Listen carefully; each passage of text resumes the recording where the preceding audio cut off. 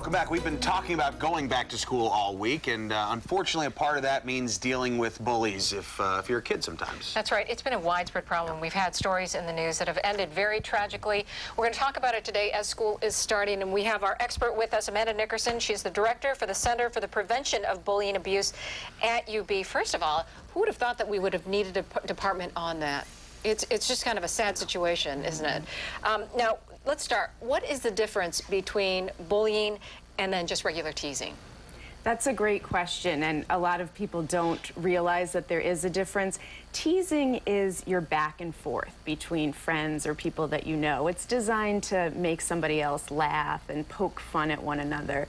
Bullying involves an imbalance of power between the person doing the bullying and the target of the bullying. So that could be due to physical size, age, perceived sexual orientation, anything that could put someone at risk of having less power. And it's also intentional. It's designed to inflict harm, either psychological or physical. To intimidate? All right, so if I'm a parent out there and I'm concerned I see a little odd behavior, what are some signs I should be looking for to see whether my child is either being bullied or a bully themselves?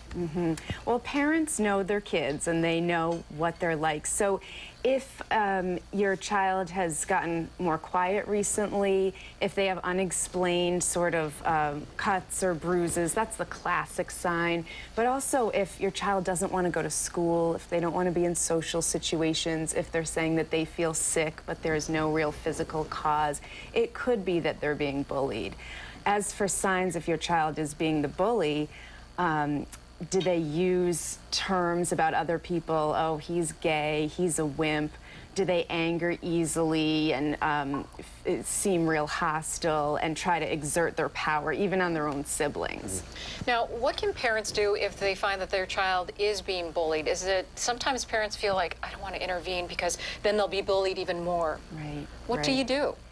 Well, first, I think you say, thank you for telling me, and I'm so sorry that that happened. You know, just reinforce the child for telling you. Get the school involved. The school has to know that this is going on, and stay alert that this is happening. And I think you can teach your child ways to cope with it, not just ignore it and it'll go away, but can you find some friends that are going to help, that can be with you so you're not alone when this happens, that can help you with it? Yeah, I actually, I had a bullying experience when I was younger, but I had an older brother that I went to school with, and he actually watched out for me. I was lucky in that respect, but that's something possibly that can help, obviously, if you have an older sibling around to watch out for you as well, right? Absolutely. I think of it as kind of don't walk alone. You're going to be less at risk if you're with someone, especially if they have a little bit more power, like an older sibling. And height. My brother was really tall guy. Scared a lot. Yeah, nice guy. Now, I have two questions. First of all, bullying can happen at any age? It can. From like 4 on, or is that young? Preschool, yeah, preschool on, we start to see the signs then. It really seems to peak in middle school and when you're transitioning schools, going from elementary to middle or middle to high school. What happens if your child won't admit it, but you know something's wrong and they just, you know, kind of pull back? What do? You say, I'm here for you. If just there's constant anything reinforcement going on, yeah, and you can take action and contact the school and say, my child won't talk to me, but I'm concerned. I think that there's something happening. Don't ignore it. Yeah. All right, good advice. Thank you very much. We have Amanda Nickerson from UB. Unfortunately, we have the Department of Bullying and how to teach folks. Thanks so much. You're welcome. Thank you. All right, we're going to send things over to Emily Lenahan right now, where this topic is obviously heating up on our Facebook page. What do you got for us, Emily? Yes, you know, Joe and Victoria, whenever we talk about bullying, we get flooded with comments about it from parents, and that's happening right now on our Facebook page. David said, he said, quote, first, I think you need to communicate with your child about it. Be very open. That has to include encouraging your child to be proactive and confront the situation. He says if that doesn't work, he then takes it to a school official, a mentor, or a teacher. And now Kim said that her child goes to Wyoming school, and they have an anti-bullying policy, and they stand by it 100%. Marie said that she didn't have that good of a experience with her school. So join this conversation, let us know what you do, and you can really help each other out on this topic here. My guess is this conversation will keep going pretty strong on our Facebook page here.